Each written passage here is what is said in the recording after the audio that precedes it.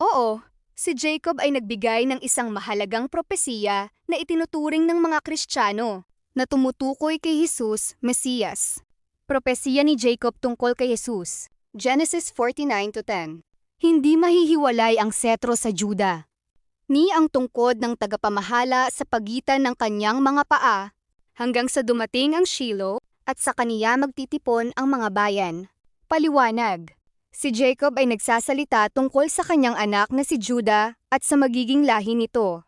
Ang Juda ang tribo kung saan magmumula ang maharlikang linya ni David.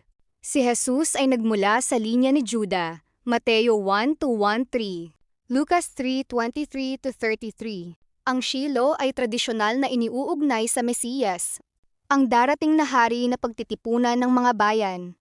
Kaya sa pananaw ng bagong tipan, ang Genesis 49:10 ay bahagi ng mga unang pahiwatig tungkol sa pagdating ni Kristo.